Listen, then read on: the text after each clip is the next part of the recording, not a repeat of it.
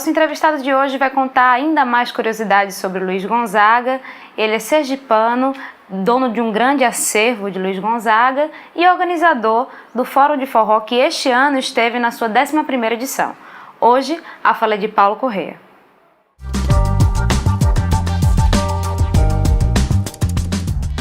Como surgiu o seu interesse particular pela história de Luiz Gonzaga? Pois é, eu tive assim uma coisa que me ajudou nisso também. Desde a minha infância, meu pai era comerciante em Lagarto e ele tinha uma loja onde ele vendia eletrodomésticos, vendia vários tipos de produtos e também vendia discos, né? Então, desde a infância que eu ouvia, e loja de disco você tem tudo que é estilos de música, né? E também, logicamente, que na loja de disco tinha discos de Luiz Gonzaga, tinha discos de música nordestina. Até o final dos anos 70, eu ouvia mais como um fã, como um admirador da música dele. Mas ainda não tinha passado o interesse por querer conhecer a obra mais a fundo, me aprofundar na obra dele. E tentar conhecer a sua discografia, porque até então existia uma dificuldade muito grande da gente conhecer a discografia, por exemplo, de um artista como Luiz Gonzaga, de um artista como Carmen Miranda, ou artistas que começaram a gravar na época dos 78 rotações. E aí, o que é que acontecia? Luiz Gonzaga gravou quase 130 discos de 78 rotações. E mais de 80% dessa obra não foi passada para o LP. Foi quando, a partir do início dos anos 90, uma gravadora que surgiu em Curitiba, no Paraná, a gravadora Revivendo, de propriedade do Leon Barg, ele começou a lançar no mercado de discos brasileiros CDs com gravações dos artistas que gravavam 78 rotações que estavam fora do catálogo da música brasileira. E, dentre esses artistas, logicamente, também estava Luiz Gonzaga. Você se lembra qual foi o primeiro LP ou o primeiro disco do Luiz que você teve em mãos, assim, para você, da sua propriedade? Os primeiros que eu tive começaram assim, com LPs dos anos 60 e 70, Olha Eu Aqui de Novo, o LP A Triste Partida, né? Os LPs dos anos 70, anos 60 teve um LP que até hoje é um dos mais executados durante os festejos juninos, que é Luiz Gonzaga, Quadrilhas e Marchinhas Juninas, né? Porque é um LP com um lado todo instrumental, onde o solo de sanfona tocando clássicos assim das marchinhas juninas, e o outro com marchinhas juninas cantadas. Como essa questão do Luiz Gonzaga como contador de história? Em muitas músicas ele até falava bastante para depois iniciar a música, não é isso? Isso é que ele tinha uma coisa que você encontra em pouquíssimos artistas no mundo. Ele era um artista completo, porque ele era um exímio instrumentista, ele tinha um domínio completo do instrumento, ele era um exímio improvisador, né? Ele tanto improvisava nos solos que ele fazia com o instrumento, com a sanfona, como também ele tinha esse domínio completo de improvisar com a plateia, de falar e de criar histórias e causos, né, sobre a música que ele estava cantando, né? Foi assim com Respeito a Januário, quando ele criou com Humberto essa música, e ele resolveu, no meio da música, fazer a trajetória da volta dele para casa, 16 anos depois que ele tinha fugido de casa, né? E quando ele volta 16 anos depois, já famoso no Brasil, a volta para casa para mostrar para o pai ele tocando a sanfona de 120 baixos. Essa construção desse personagem, como você mesmo disse, que ele criou com toda a caracterização do figurino, inclusive, nordestino. Da figura do nordestino mesmo. Que ele compôs, como foi isso aí? Isso foi interessante. Quando começou a carreira no Rio, ele usava aqueles ternos de Casimira, né? Se apresentava como todos os artistas da época se apresentavam de terno, tudo. Até que, num programa de auditório que ele foi se apresentar, e num programa de TV, ele viu um artista da época, que era o Pedro Raimundo. Sim. Né? E o Pedro Raimundo, que nasceu em Santa Catarina, mas que todo mundo imaginava que ele fosse gaúcho, porque ele cantava música gaúcha e só se apresentava vestido com aquela roupa típica do gaúcho.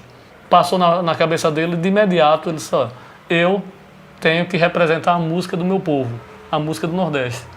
E de que maneira eu posso fazer isso? Que elementos eu posso usar para dizer, esse daí é do Nordeste?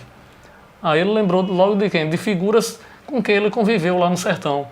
dos vaqueiros, ele tem na família vários vaqueiros, o mais famoso também, o Raimundo Jacó, que depois acabou morrendo, deu origem à Missa do Vaqueiro.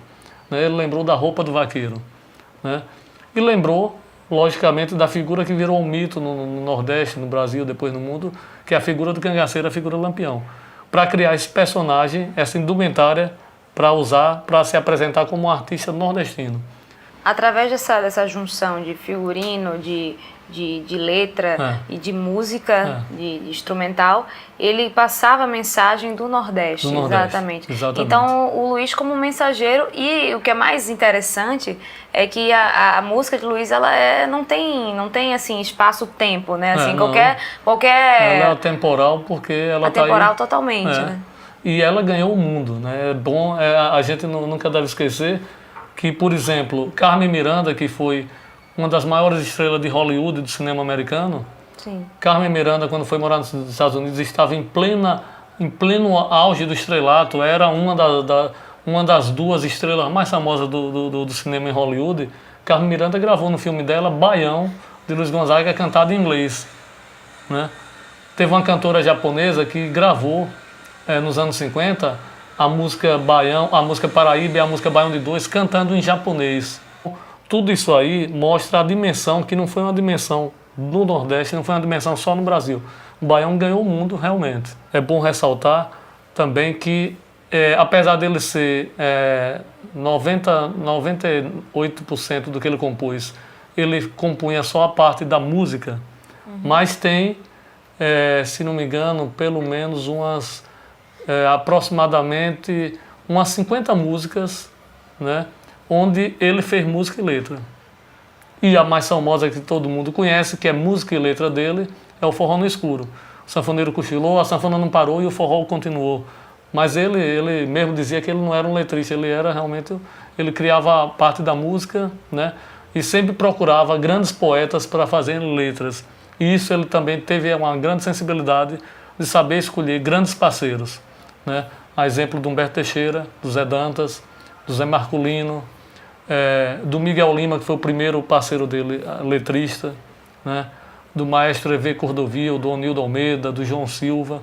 Ele sempre teve assim, um faro também para escolher grandes letristas para serem parceiros dele. E tantos anos de história foram contados também por tantos livros, né? Você comentava, inclusive, que o Luiz Gonzaga... Ele é recordista em número de livros publicados sobre a obra dele. Né? Já tem mais de 40 livros publicados sobre a obra de Luiz Gonzaga. Alguns desses livros, inclusive, são teses de mestrado, de doutorado, né? Em universidades de São Paulo. Já teve até uma tese de doutorado, um livro de Luiz Gonzaga, tese de doutorado, que foi apresentado na Universidade de Liverpool, na Inglaterra. Né? Essa, por exemplo, foi lançada agora em dezembro do ano passado. Né? Luiz Gonzaga, Porque o Rei é Imortal. Né? É de um autor, o Zé Nobre, que é o diretor do Museu Luiz Gonzaga de Campina Grande, e tem também o Antônio Francisco Costa, que é um advogado lá do interior da Bahia, né? E que também é cantor e compositor. Essa é uma das mais recentes. Né?